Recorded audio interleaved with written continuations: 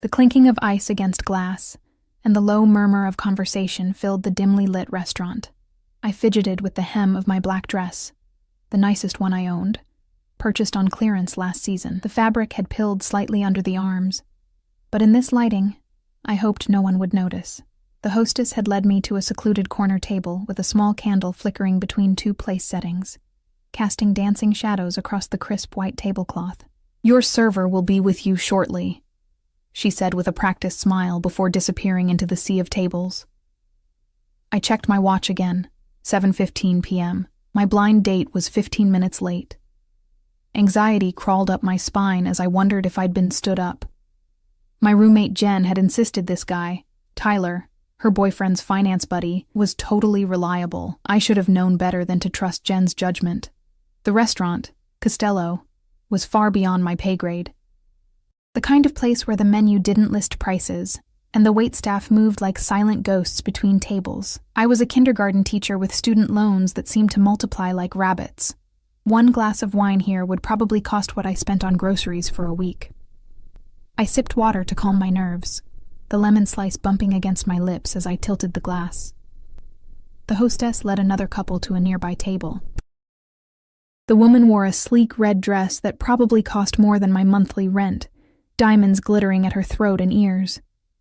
I sank lower in my seat, suddenly aware of how out of place I felt.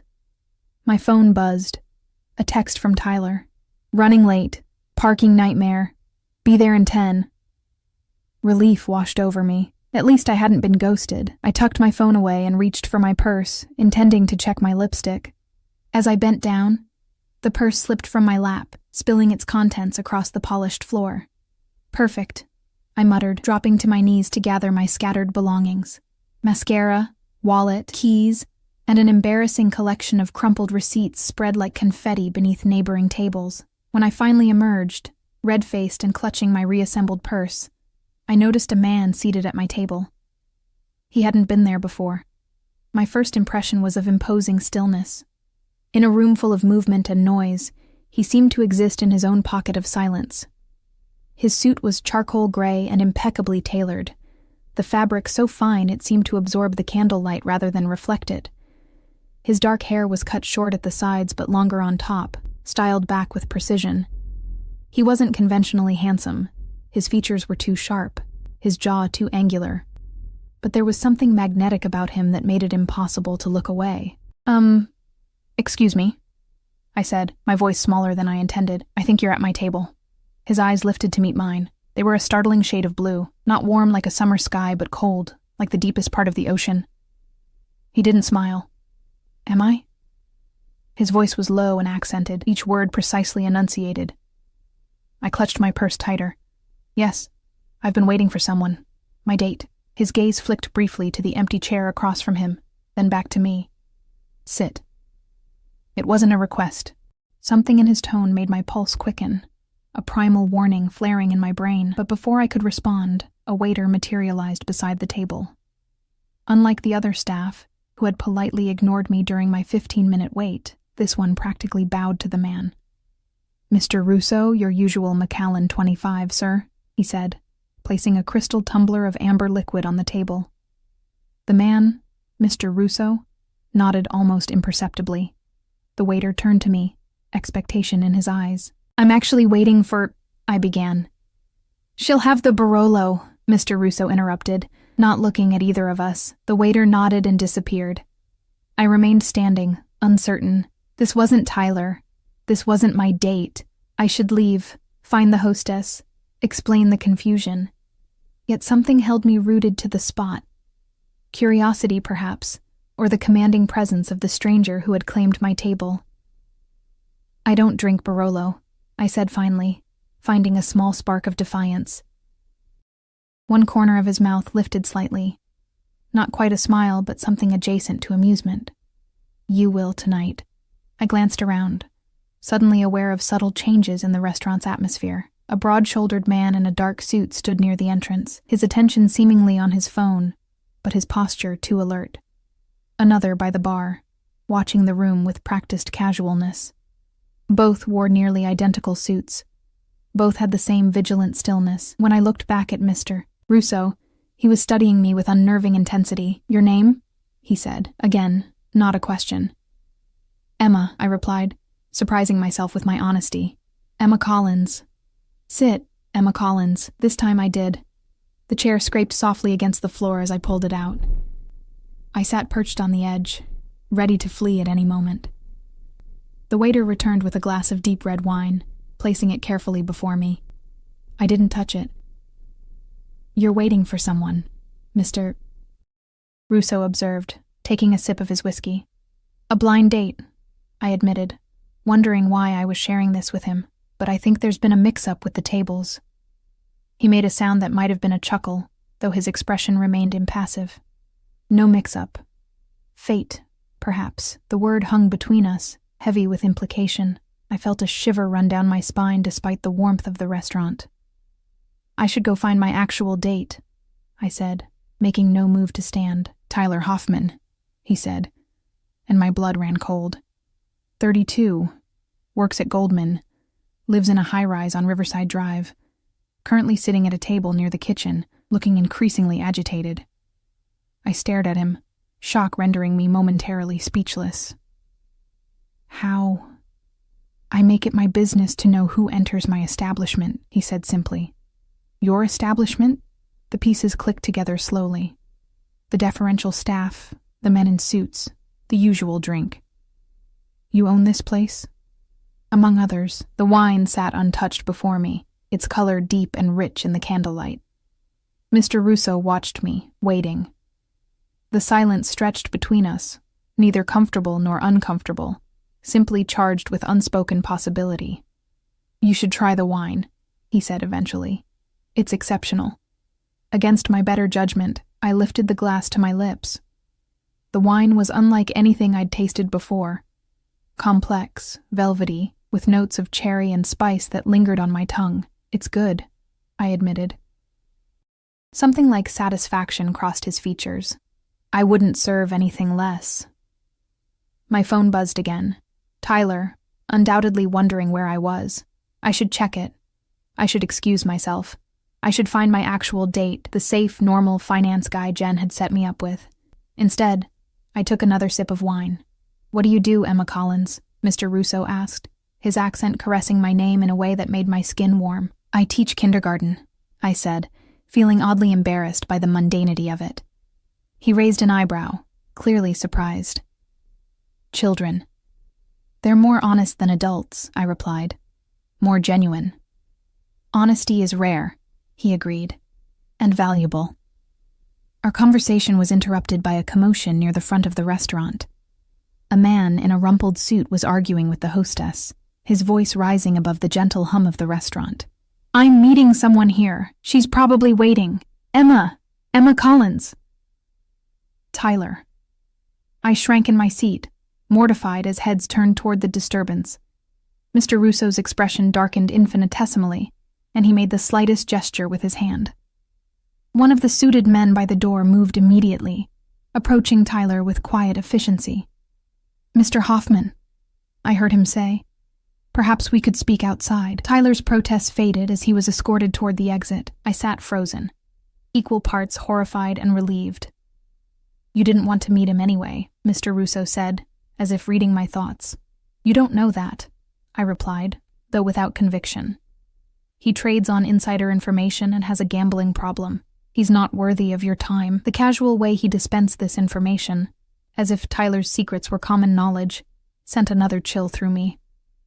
Who was this man who could dismiss people from his restaurant with a flick of his wrist and knew the darkest corners of strangers' lives? "Why am I still sitting here?" I asked, more to myself than to him. His eyes held mine. "Because you're curious. Because tonight was meant to be memorable. Against all reason, I stayed." The wine disappeared, replaced without my noticing. Food arrived, dishes I hadn't ordered, but that melted on my tongue in explosions of flavor. Mr. Russo asked questions, and I answered, sharing details about my life I rarely revealed to anyone: my parents' early death, my struggle through college, my tiny apartment with the leaking faucet and temperamental radiator. In return, he offered little about himself.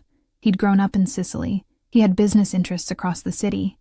He valued loyalty above all else. Each crumb of information felt significant, as if I were being granted access to something precious and rare. As the night progressed, I became increasingly aware of the way other diners watched us, with deference, curiosity, and sometimes fear. When Mr. Russo stood to use the restroom, a path cleared before him instantaneously. The staff hovered nearby, anticipating needs before they arose. "Who are you, really?" I asked when he returned, emboldened by wine and the strange intimacy of our encounter. "Someone who sees you, Emma Collins," he replied, his voice dropping to a near whisper. "Someone who recognizes value where others are blind to it." The restaurant had emptied around us, though I hadn't noticed the time passing. We were alone in our corner, the candle burned low between us. "It's late," I said, reluctance coloring my tone. "I should go. My driver will take you home. Again, not a request." I should have refused. I should have called a rideshare. I should have done anything but accept a ride from this mysterious, dangerous man whose name I still didn't fully know. But when he stood and offered his hand, I took it. Outside, the night air was cool against my flushed skin. A sleek black car idled at the curb, another suited man holding the door open. Mr. Russo guided me with a light touch at the small of my back. The first time he had touched me all evening, the contact sent sparks racing across my skin. "Tomorrow," he said as I slid into the plush leather back seat.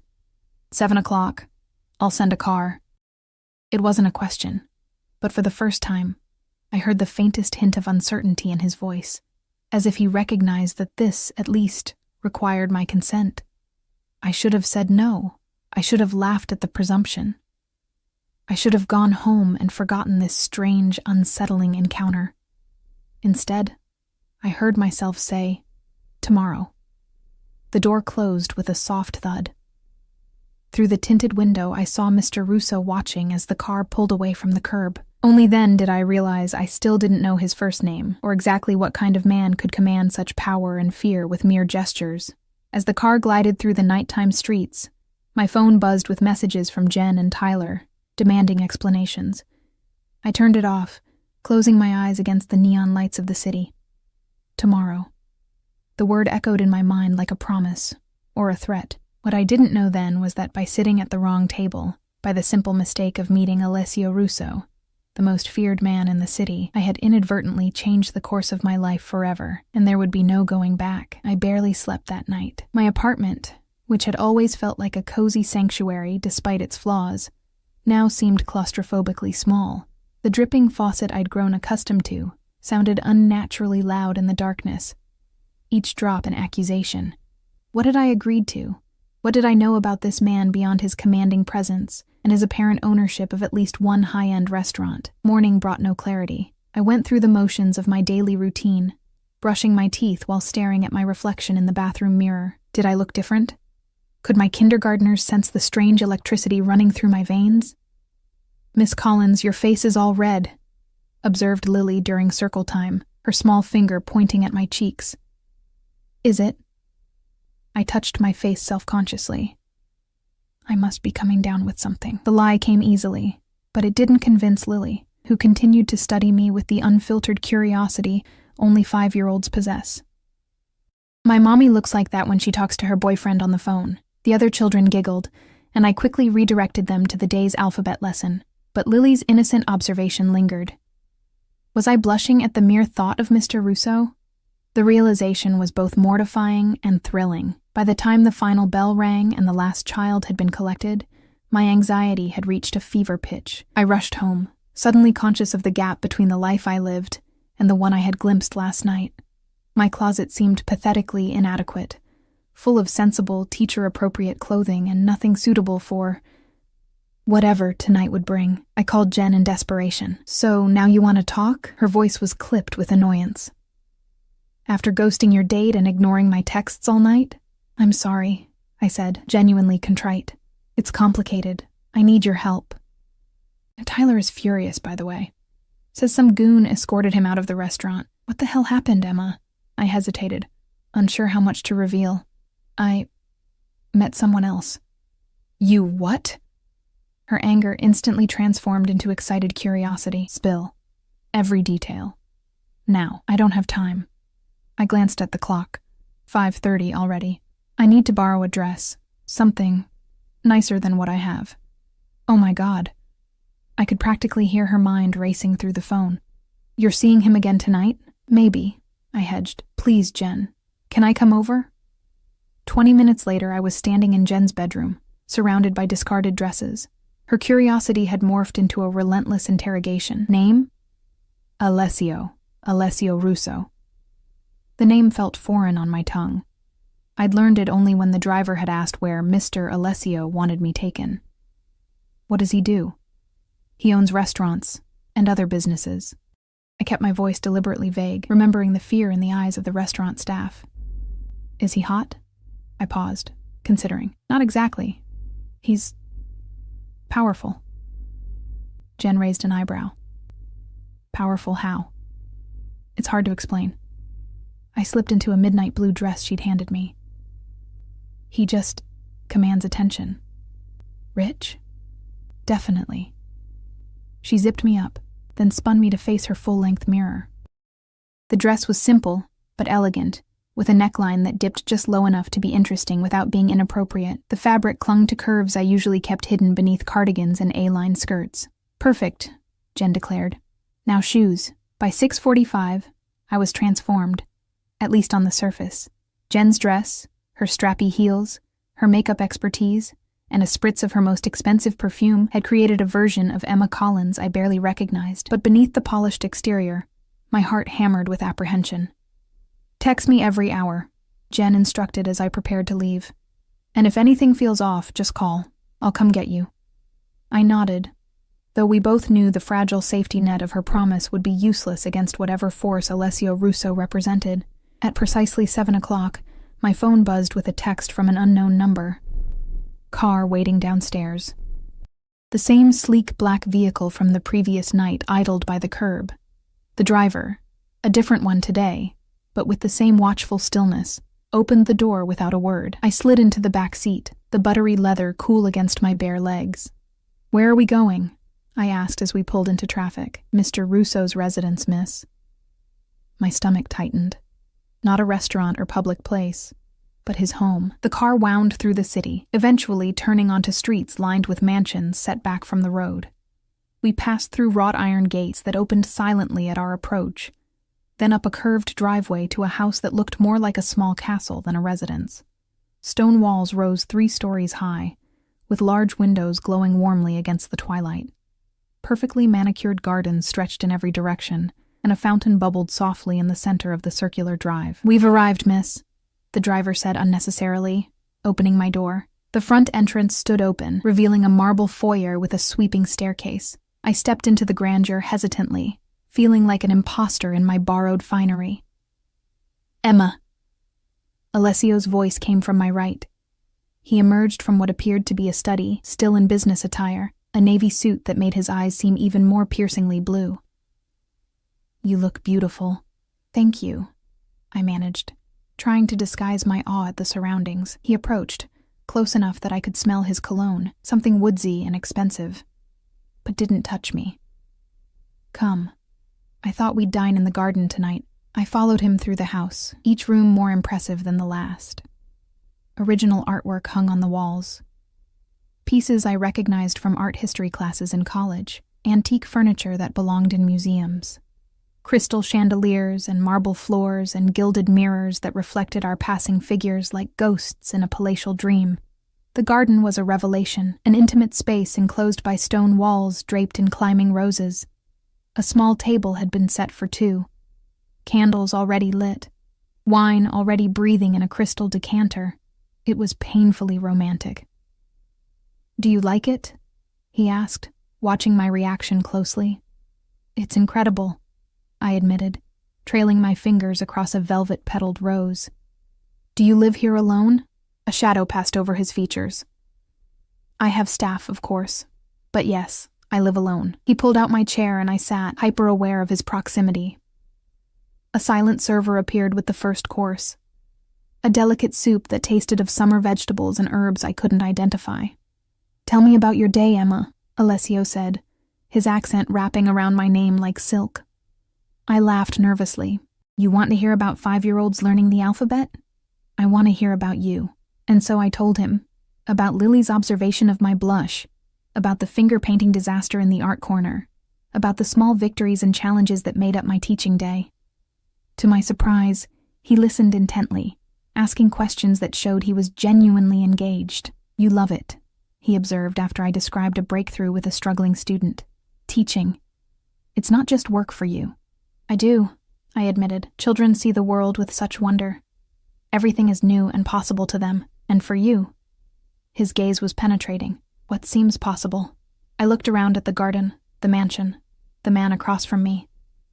Less than yesterday, more than tomorrow. His lips curved in a rare smile. A philosopher as well as a teacher. Course followed course, each more exquisite than the last. The wine flowed freely, loosening my tongue and my inhibitions. As night fully descended, tiny lights twinkled to life in the trees and along the garden paths, creating a fairy tale ambiance. How did you know? I asked eventually, the question that had been burning in me since the previous night, that I wasn't supposed to be at your table? Alessio swirled the wine in his glass, considering. I have a regular reservation. Every Thursday, same table, no one would be seated there unless there was a mistake. And you let me stay. Why? His eyes met mine, unreadable in the candlelight. I saw something in you, something unexpected. What could possibly be unexpected to a man like you? The words slipped out before I could censor them. Instead of taking offense, he leaned forward slightly. Innocence without naivety. Strength without hardness. You wear your goodness openly, Emma. Yet you're not blind to the darkness in the world. The assessment was so intimate, so perceptive, that I felt momentarily breathless. And you? What darkness do you carry? The question hung between us, dangerous and electric. For a moment I thought he might answer truthfully, might reveal whatever lay beneath the surface of his carefully controlled exterior. But the moment passed. Would you like to see the rest of the grounds? He asked instead. We walked through gardens that seemed to unfold endlessly, each with its own character and theme. A Japanese meditation garden with a stone bridge arcing over a koi pond. A formal rose garden with pathways that formed geometric patterns. A wild, rambling section that mimicked an English cottage garden. It's like something from a dream, I said, breathing in the night-blooming jasmine that perfumed the air. Dreams can become reality with sufficient resources, Alessio replied. And determination. Is that how you built all this? Determination? His hand found the small of my back as he guided me down a narrow path. The contact, simple as it was, sent electricity up my spine. I came to this country with nothing, he said quietly. Everything I have, I've built myself. And how exactly did you build it? I pressed, emboldened by wine and the intimacy of the night. What business are you really in, Alessio?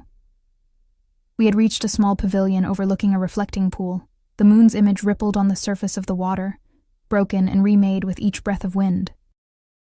You ask dangerous questions, Emma Collins. Do I have reason to be afraid of the answers? He turned to face me fully, his expression grave. Perhaps, but I think not of me. Before I could respond, the sound of approaching footsteps interrupted us. A man in a suit, one I recognized from the restaurant, appeared on the path. Mr. Russo. He spoke in Italian, rapid and urgent. Alessio responded in the same language, his tone sharp with authority. The exchange continued for several moments, tension evident in both men's postures. I stood awkwardly to the side, understanding nothing but sensing that something significant was happening. Finally, Alessio turned back to me. I apologize, Emma. There's a matter I must attend to. Is everything okay? A business concern. His expression had closed off, becoming the mask of the man I'd first met at the restaurant. Nothing for you to worry about. He escorted me back toward the house, his stride purposeful now, the leisurely exploration of the gardens forgotten. In the foyer, he stopped. My driver will take you home, he said, his tone professional, distant. I've enjoyed our evening. The abrupt dismissal stung more than it should have. That's it? I've enjoyed our evening? Something flickered in his eyes, regret, perhaps, or frustration. Emma, it's fine. I interrupted, pride rising to mask my hurt. Thank you for dinner. It was lovely. I turned to leave, but his hand caught my wrist, stopping me. His touch was gentle but unyielding. Tomorrow, he said, his voice low and urgent. There's a charity gala at the Metropolitan Museum. Come with me. I stared at him, confused by the sudden shift. A charity gala? With you? As my guest. His thumb traced small circles on the inside of my wrist, sending shivers up my arm. Say yes. I should have said no. I should have extracted myself from whatever dangerous web I was being drawn into. I should have gone home to my normal life with its normal problems and normal joys. What should I wear? I asked instead. Relief softened his features. I'll take care of it. Be ready at 7. He released my wrist and stepped back, control reasserted. But as the driver escorted me to the waiting car, I glanced back to see Alessio watching from the doorway, his expression unguarded for once. Hungry, possessive, and something else I couldn't name. The drive back to my apartment passed in a blur of confusion and conflicting emotions. Who was this man who lived in a palace, who commanded such deference, whose business concerns interrupted romantic evenings? And why had he chosen me? As the car pulled up to my building, the driver handed me a small velvet box. From Mr. Russo, he said. Inside was a delicate gold bracelet with a single charm, a tiny key fashioned from what appeared to be actual gold. There was no note, no explanation. Just the key, gleaming in the streetlight that filtered through the car window. What does it open? I asked the driver. He regarded me with something like pity in his eyes. That's for Mr. Russo to tell you. I climbed the stairs to my apartment in a daze, the bracelet clutched in my hand. Only when I was inside, door locked and chain in place, did I notice the changes. The dripping faucet no longer dripped. The temperamental radiator hummed with steady heat. The cracked window in the living room had been replaced with new glass. Even the ancient refrigerator had been swapped for a sleek, modern model. On my kitchen counter sat a single red rose in a crystal vase, with a card bearing just 2 words in elegant script. Until tomorrow. I sank onto my sofa, the bracelet still in my hand, its golden key catching the light. What had I gotten myself into? And more troublingly, why didn't I want to escape? The package arrived at noon the next day. 2 men in black suits delivered it, one carrying the large white box, the other scanning the hallway with watchful eyes. Neither smiled when I opened the door. From Mr. Russo, said the first man, extending the box toward me. I accepted it wordlessly, feeling the weight of whatever was inside. The men departed without another word, their footsteps echoing down the stairwell. With trembling fingers, I untied the satin ribbon. Nestled in layers of tissue paper lay a gown of such exquisite beauty that I gasped aloud. The fabric was a deep emerald green that shimmered subtly as I lifted it from the box. Silk so fine it felt like water running through my hands. The design was deceptively simple. A fitted bodice with a sweetheart neckline, thin straps, and a skirt that would undoubtedly flow like liquid when worn. Beneath the dress was another smaller box.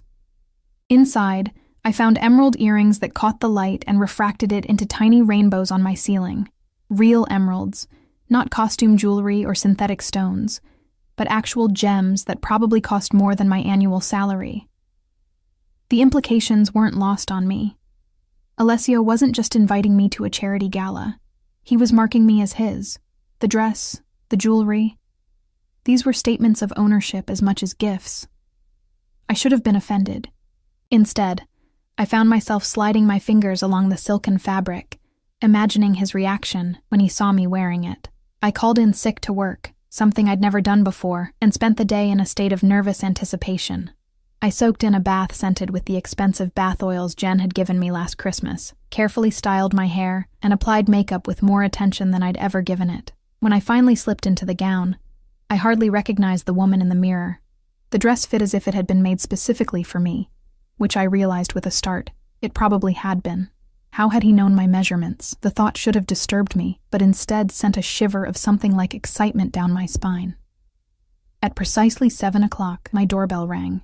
This time, Alessio himself stood in the hallway, magnificent in a perfectly tailored black tuxedo. His eyes widened almost imperceptibly when he saw me, a reaction so subtle I would have missed it if I hadn't been watching for it.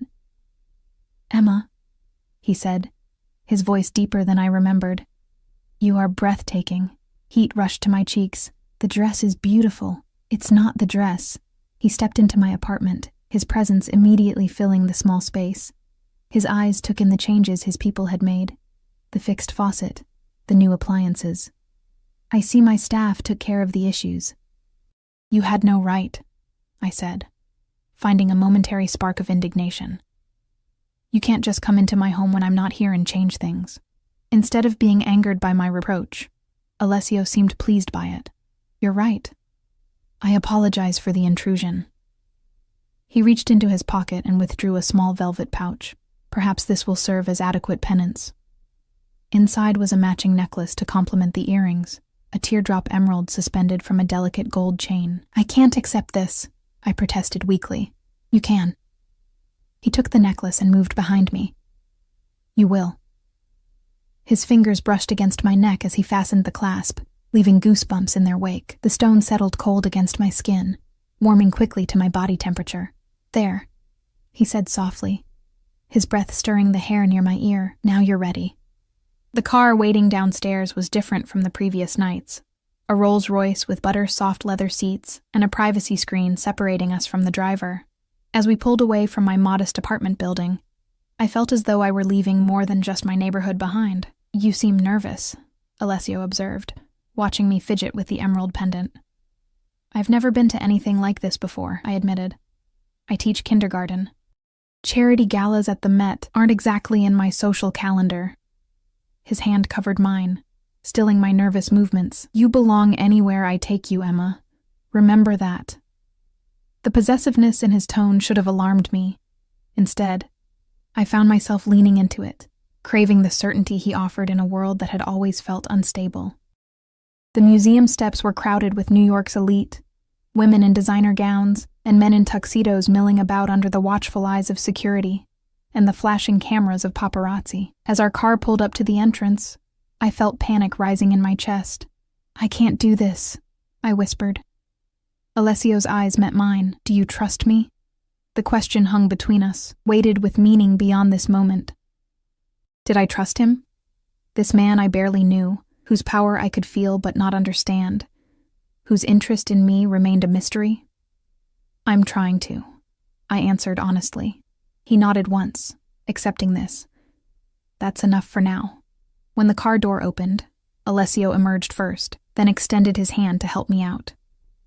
The moment we appeared, a hush fell over the nearest group of attendees. I felt their stares like physical touch. Curious, assessing, some hostile. Alessio's hand pressed against the small of my back, guiding me up the steps with confident ease. Russo, I heard someone murmur.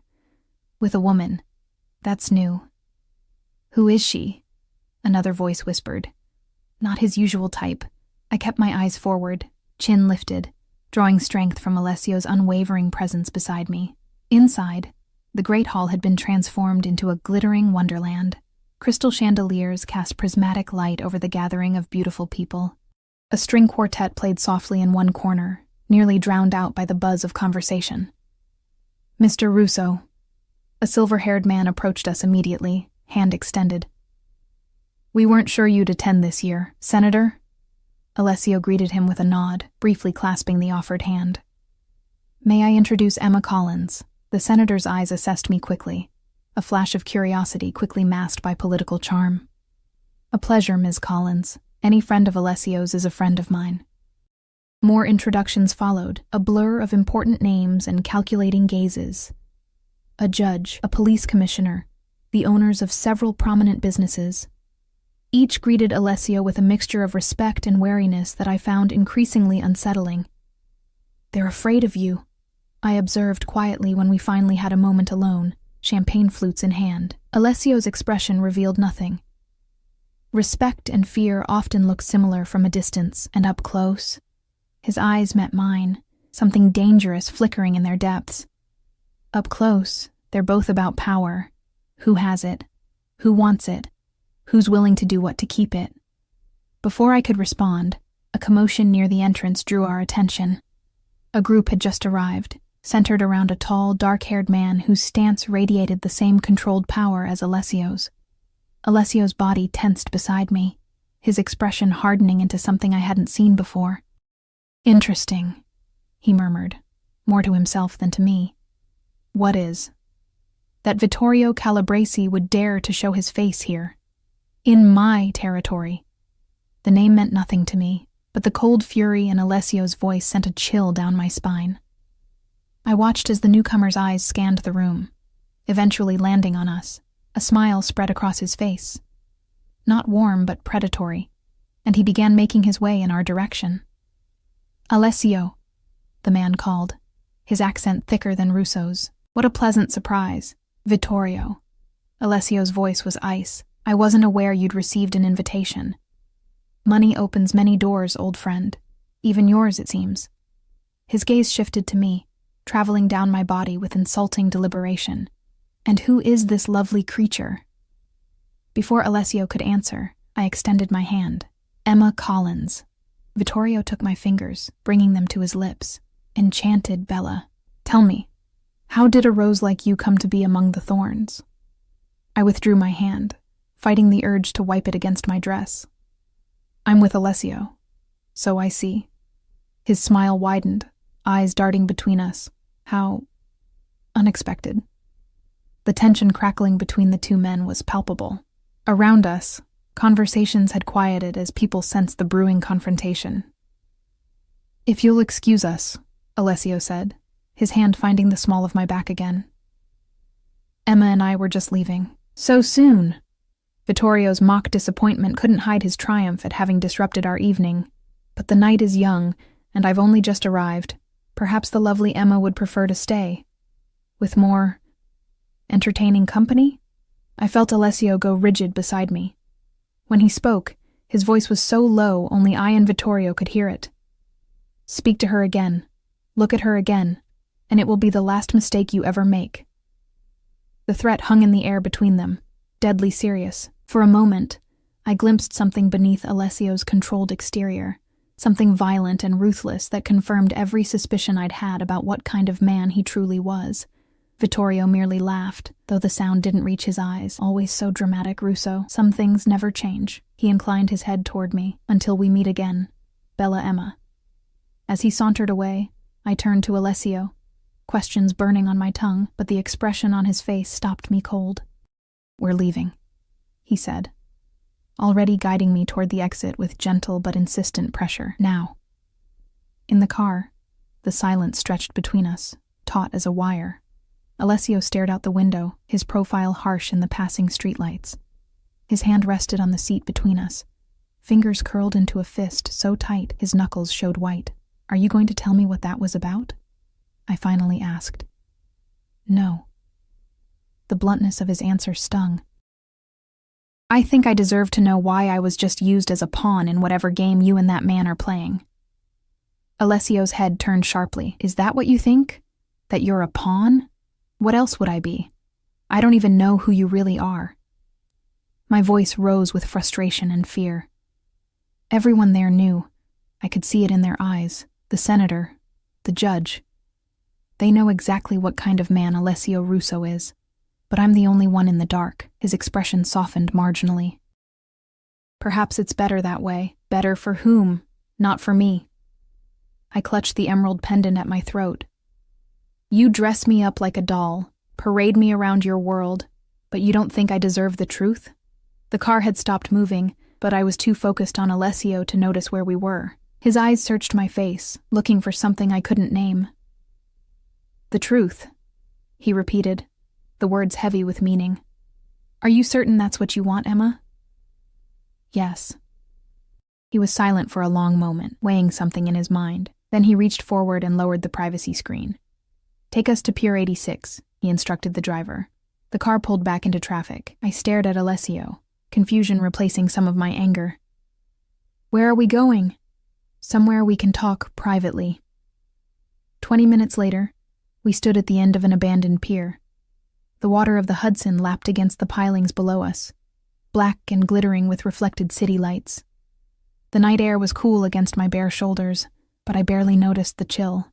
Alessio had removed his jacket and draped it over me without asking. Another small act of possession that I didn't have the will to resist. Vittorio Calabresi and I grew up together in Sicily, Alessio began, his gaze fixed on the distant lights of New Jersey. Our families were connected. When I came to America 15 years ago, it was with his family's blessing and certain conditions.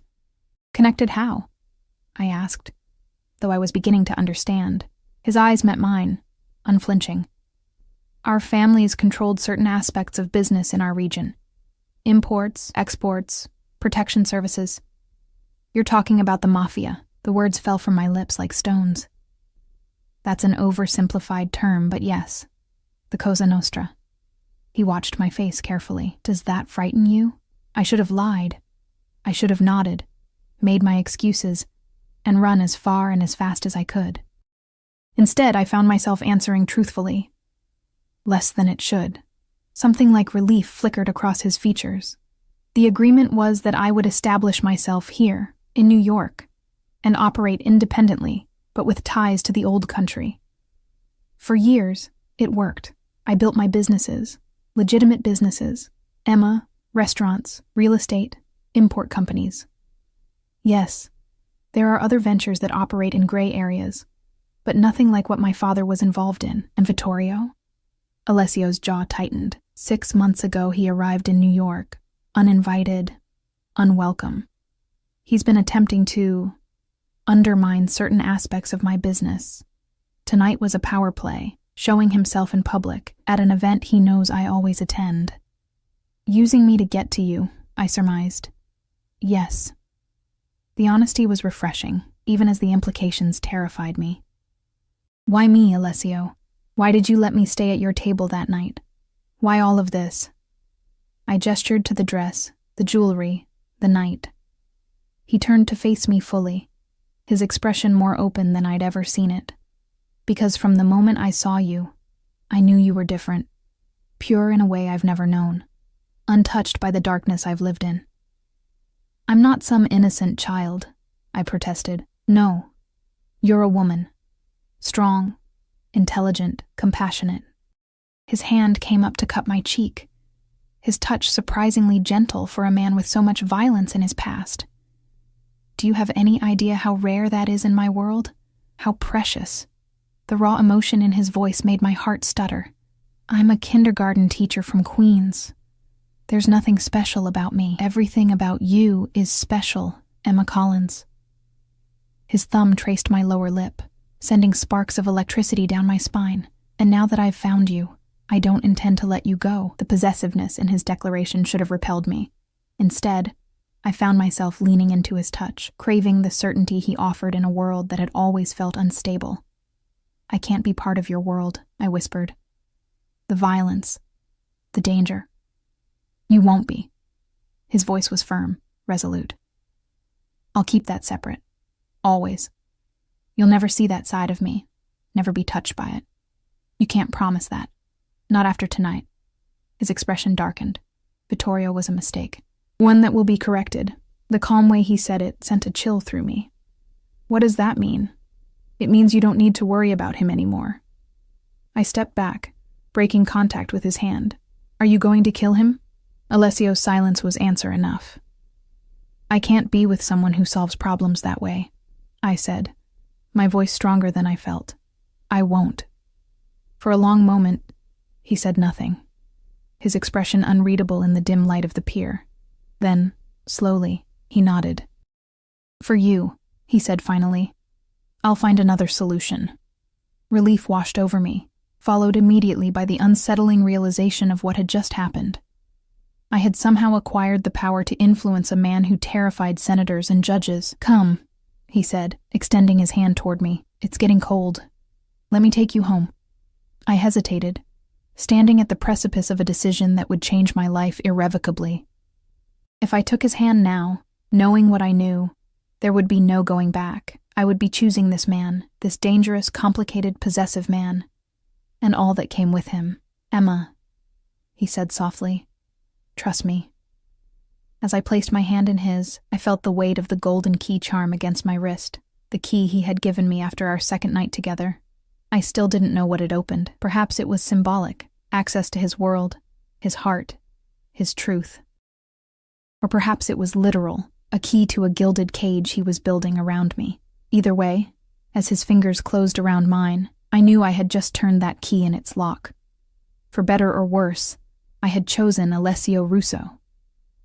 And there would be consequences neither of us could foresee. The next few weeks passed in a whirlwind of contradictions. By day, I was still Miss Collins, guiding tiny hands through finger painting and phonics. By night, I entered Alessio's world of luxury and unspoken power. He never took me to another public event after the disastrous charity gala.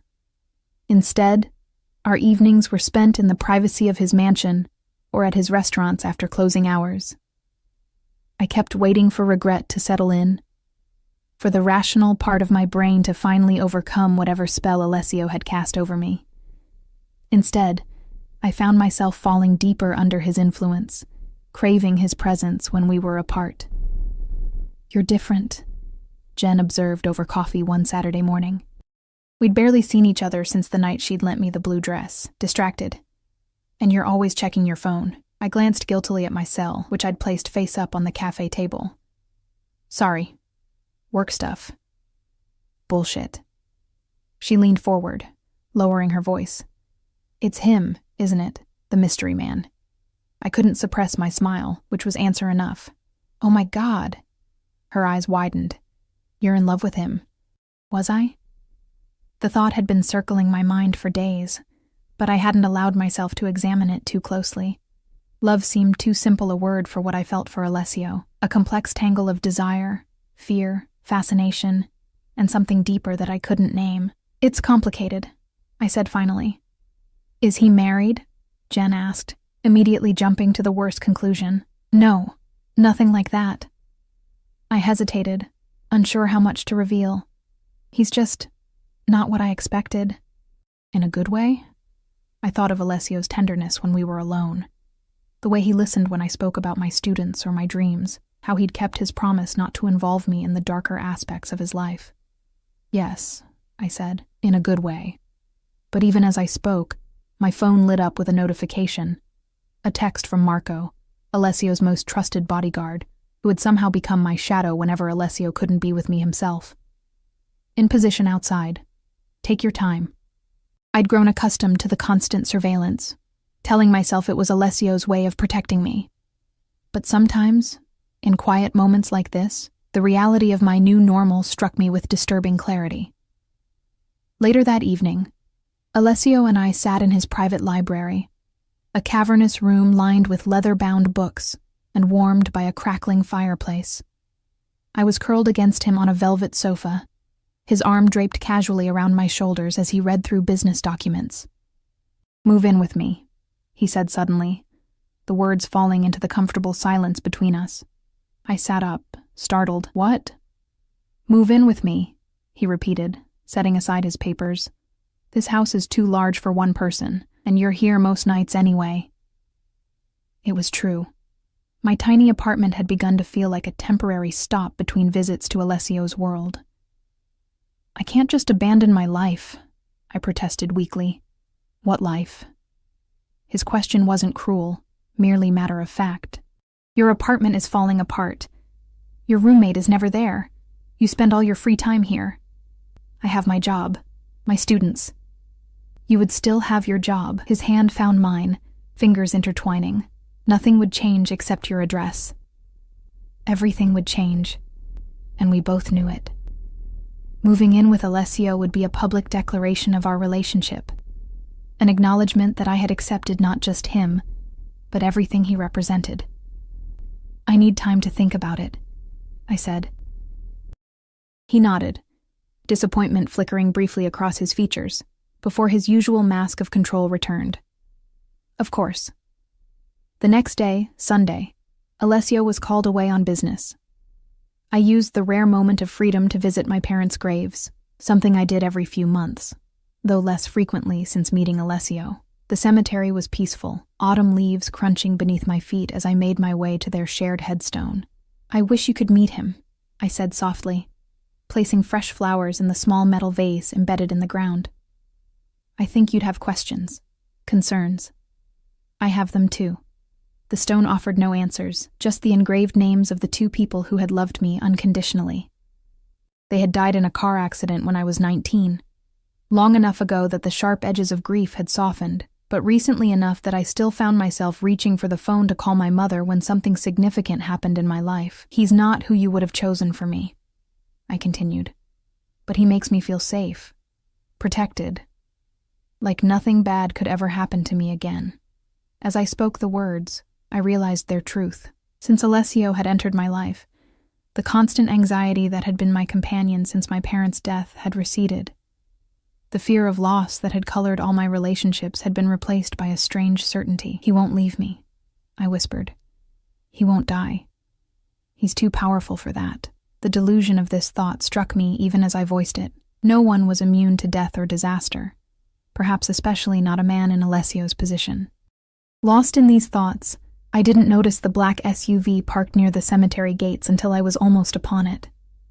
The window rolled down, revealing a face I recognized with a jolt of fear. Vittorio Calabresi. "Bella Emma," he called, his accent thick with false warmth. What a fortunate coincidence. I froze, every instinct screaming danger. There was no coincidence here. He had followed me, waited for a moment when I was alone. "Mr. Calabresi," I managed to keep my voice steady. "I was just leaving. Please, allow me to give you a ride." The rear door swung open. "I insist." The threat was implicit. I glanced around, hoping to see Marco or one of Alessio's other men, but the cemetery was deserted on this chilly Sunday afternoon. "That won't be necessary," I said, already reaching for my phone. "I have my own transportation." Before my fingers could touch my purse, a man stepped out from behind a nearby mausoleum, one of Vittorio's guards, his intention clear in his stance. "I think you misunderstand, Bella," Vittorio said, smile still in place. "This is not an invitation you can decline." My heart hammering, I calculated my options. Running would be futile. Screaming might bring help, but more likely would just accelerate whatever Vittorio had planned. "What do you want?" I asked, stalling. "Just a conversation." "About our mutual friend," he gestured to the open door. "Please, I would hate for this to become unpleasant." With no viable alternative, I slid into the back seat beside him, my body rigid with fear. The door closed with a soft click that sounded to my ears like a prison cell locking. "Relax," Vittorio said as the car pulled away from the curb. "If I wanted to hurt you, we wouldn't be having this civil conversation." "Then what do you want?" "Information." His dark eyes studied me with calculating interest. "How much has Alessio told you about his operation? About our history?" "Nothing," I lied. "We don't discuss his business." Vittorio laughed, the sound surprisingly genuine. "Ah, he plays the gentleman with you. How charming. And convenient.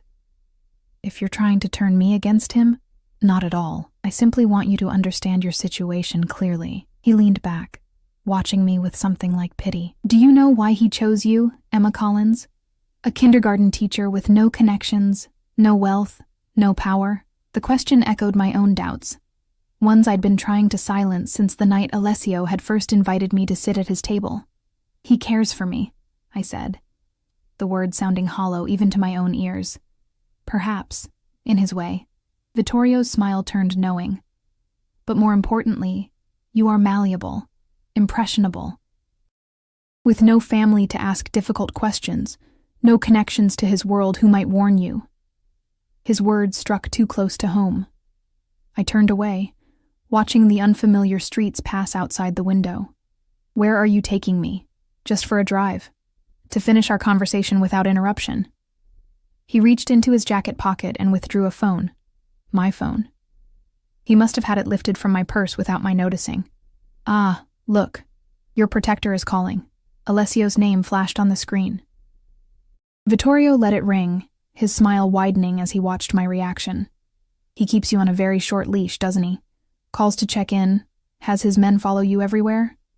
He tossed the phone onto the seat between us. "Tell me, do you ever wonder if it's not protection he's providing, but surveillance? You don't know anything about our relationship. I snapped, reaching for my phone. Vittorio caught my wrist. I know more than you think. I know that 3 months ago, Alessio received word that his enemies were looking for leverage against him. I know that the very next day, he happened to meet a beautiful, vulnerable young woman with no family ties. The implication hit me like a physical blow. You're saying he planned our meeting? That's ridiculous. I sat at his table by accident.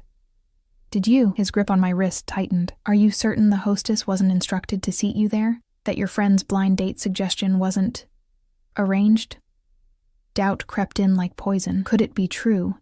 Had our entire relationship been orchestrated from the beginning? He would do whatever necessary to protect his interests, Vittorio interrupted, including creating the perfect girlfriend, one who appears to have no connection to his business, who could be used as a shield against his enemies, or as bait for a trap. My phone rang again. Alessio's persistence suggested he already knew something was wrong. What do you want from me? I asked again, my voice barely above a whisper. Currently, nothing. Vittorio released my wrist. Consider this a courtesy call. A warning from someone who knows Alessio Russo better than anyone. He is not who he pretends to be with you. The car had circled back, returning to the cemetery where my parents lay. As it rolled to a stop, Vittorio leaned close, his breath hot against my ear. Ask him about Sofia, he whispered. Watch his face when you say her name. Before I could respond, the door opened. I scrambled out, clutching my phone like a lifeline. The SUV pulled away immediately, leaving me alone with Vittorio's poisonous words echoing in my mind. By the time I reached my apartment, missed calls and messages had filled my phone. I responded to Alessio with a brief text. I'm fine, needed some time alone, but couldn't bring myself to answer when he called again. Who was Sofia? Why would her name affect Alessio? And most disturbingly, had our meeting truly been orchestrated? I spent a sleepless night turning these questions over in my mind. By morning, I had reached a decision. I would confront Alessio directly, ask about Sofia, watch his reaction just as Vittorio had suggested. His response would tell me everything I needed to know. When I arrived at school the next day, the principal called me into her office immediately. Emma, she said, her expression grave. There's been an incident.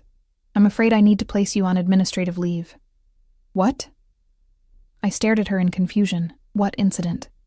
She slid a folder across her desk. Inside were printouts of emails from my school account to a parent, containing inappropriate comments about their child. These aren't mine, I protested, scanning the messages with growing horror. I never wrote these. The technology department confirmed they came from your account, she said, sympathy mixing with professional distance. We have to investigate. It's standard procedure. I left the school in a daze, clutching the folder of fabricated evidence. This was no coincidence. It had to be connected to Vittorio, to yesterday's warning. He was showing me how easily my life could be destroyed. Or was it Alessio? A test of my loyalty, perhaps. A way to make me more dependent on him just as he'd asked me to move in. By the time I reached Alessio's mansion that evening, my confusion had hardened into determination. I needed answers, regardless of how painful they might be. Alessio met me at the door himself, concern etched into his features. Emma, where have you been? I've been worried sick. Who is Sofia? I asked without preamble. His reaction was everything Vittorio had promised. The color drained from his face, his body going completely still as if I'd struck him physically. Where did you hear that name? He asked, his voice barely audible. And in that moment I knew, whatever lay at the heart of Alessio Russo, whatever darkness, whatever secret, it was bound up in that name, Sofia. Alessio's hands trembled slightly as he poured himself a whiskey, the amber liquid sloshing against the crystal tumbler. We stood in his study, the heavy oak door closed behind us. I'd never seen him this unsettled, this vulnerable. Tell me who Sofia is, I repeated, standing my ground despite the fear coiling in my stomach. He took a long swallow of whiskey before meeting my gaze. Where did you hear that name? Does it matter? Yes. His voice hardened. It matters very much, I hesitated, weighing the risks of honesty against deception. Vittorio Calabresi, the crystal tumbler shattered in Alessio's grip. glass and whiskey spraying across the expensive carpet. Blood welled from his palm, but he seemed not to notice. "When?" he demanded. "When did you speak to him?" "Yesterday, at the cemetery." I lifted my chin. He found me visiting my parents' graves. Alessio moved suddenly, reaching for his phone on the desk. "Marco!" he barked when the call connected. "Find Vittorio, now." "Alessio." I stepped forward, grabbing his wrist. "Stop. Just tell me who she is." He stared at me, conflict raging behind his eyes. For the first time, I saw the full extent of his struggle, the man who wanted to shield me from his world battling with the man who lived in darkness. "Was she your wife?" I asked quietly. "A lover?" Alessio sank into his leather chair, the fight suddenly draining from him. "My daughter." Of all the possibilities I had imagined, this one had never occurred to me. I stood frozen, watching as he removed a handkerchief from his pocket and wrapped it around his bleeding hand with mechanical precision. "You have a child," I finally managed. "Had." The word fell like a stone between us. "She died. 5 years ago." I moved to the chair opposite his desk, my legs suddenly unsteady. "I'm sorry. I didn't know." "No one knows." His eyes lifted to mine, raw with an old grief. That was the point. What happened to her? Alessio was silent for a long moment, his gaze fixed on some middle distance. When he spoke, his voice was flat, as if reciting facts about someone else's life. Sophia was 3 when she was taken. A retaliation kidnapping. My enemies using her to control me. His hand clenched around the bloodied handkerchief. I did everything they asked, gave them territory, money, influence, but it wasn't enough. Horror crept through me as I began to understand where this story was heading. "Alessio." "I found her 2 weeks later," he continued, as if he hadn't heard me. "In an abandoned warehouse. She was already gone." Tears spilled down my cheeks, but Alessio's eyes remained dry. His grief calcified into something harder than sorrow. "After that, I erased her." His voice dropped to nearly a whisper. "Every photograph, every record, every trace that she had existed. I sold the house we'd lived in, fired the staff who had known her. I made it as if she had never been born. Why?" The question escaped before I could stop it. "Because the men who took her are still out there." His eyes met mine, blazing with a cold fury that made me shrink back. "And when I find them, when I finally make them pay, I don't want them to know it's coming. I don't want them to have any connection between Sophia and me that might warn them." The magnitude of his pain, and his rage, stole my breath. This wasn't just grief. It was vengeance stretched across years, a purpose that had consumed him. "Sophia's mother?" I asked softly. "Died in childbirth." He closed his eyes briefly. "I raised Sophia alone. She was everything." I thought of the empty mansion with its perfect gardens, the solitary man who commanded fear and respect throughout the city. How hollow his power must have seemed in the face of such loss. "What did Vittorio tell you?" Alessio asked, his composure returning by degrees. I hesitated, then decided on complete honesty. "He implied that our meeting wasn't an accident, that you arranged it because you needed someone with no family connections, someone who could be leverage or a shield." A bitter laugh escaped him, and you believed him. It wasn't a question, and I couldn't deny the doubt that had taken root. I don't know what to believe anymore. "Did you arrange for me to sit at your table that night?" "No." His answer was immediate and firm. "That was chance, Emma. Nothing more." "Then why me? Why did you let me stay?" Alessio rose from his chair and moved to the window, staring out at the darkness beyond. "Because when you smiled at the waiter, a genuine smile, not the practiced ones I see every day, something inside me recognized you." He turned to face me. "You reminded me that goodness still exists in the world, that not everything beautiful gets destroyed." The raw honesty in his voice made my chest ache. I wanted to believe him, needed to believe him, but Vittorio's words still echoed in my mind. "There's more," I said, forcing myself to continue. "I was placed on administrative leave today. Someone sent inappropriate emails from my school account, emails I never wrote." Alessio's expression darkened. "Vittorio, Or you, I challenged. To make me more dependent on you, just as you asked me to move in. He crossed the room in 2 strides, kneeling before my chair and taking my hands in his. Emma, look at me. His eyes locked with mine, intense and unwavering. I would never hurt you. Not your career, not your reputation, not your freedom. Never. I searched his face for any hint of deception and found none. Then why is this happening? Because Vittorio knows I care for you. His grip tightened on my hands. He's using you to get to me, just as my enemies use Sofia. Fear clutched at my heart. Am I in danger? Not while I'm alive. The certainty in his voice was absolute. But this is why I wanted you to move in. Not to control you. To protect you. The pieces were falling into place. His possessiveness, the constant security, his reluctance to let me out of his sight. It wasn't obsession driving him, but terror. The fear of losing someone else he cared for. What happens now? I asked. Now I end this, once and for all. He stood, resolution hardening his features. Vittorio has crossed a line he cannot uncross. Alarm shot through me. Alessio, no, I promised you I wouldn't kill him, he interrupted. And I'll keep that promise. But he will leave New York, tonight. He will never contact you again, and he will pay for threatening what's mine. The possessiveness in his voice should have disturbed me. Instead, it offered a strange comfort, the certainty that I was valued, protected, cherished. Come with me, Alessio said suddenly. Where? There's something I need to show you. He led me through the mansion, up the grand staircase, and down a hallway I'd never explored before. At the end stood a door, simple, unadorned, unlike the ornate entrances to other rooms. Alessio withdrew a key from his pocket, identical to the charm on the bracelet he'd given me. This room has been locked for 5 years, he said quietly. No one has entered it since the day I returned to this house without her. The door swung open to reveal a child's bedroom, preserved like a time capsule. Soft pink walls, a canopy bed with fairy lights woven through the fabric, shelves lined with stuffed animals and books.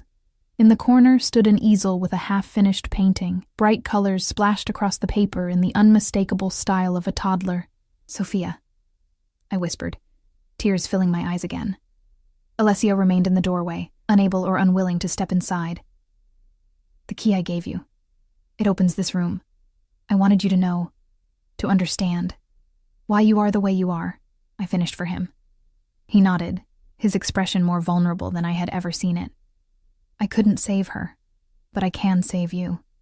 In that moment, I understood the true nature of Alessio's feelings for me. Not possession, not control, but protection. The desperate need to prevent history from repeating itself. His love was damaged, twisted by trauma and loss. But it was real. I'm sorry about your school, he said after a long silence. I'll fix it. The emails will be traced to Vittorio's people. Your reputation will be restored, and Vittorio will never bother you again. His tone made it clear the matter was settled.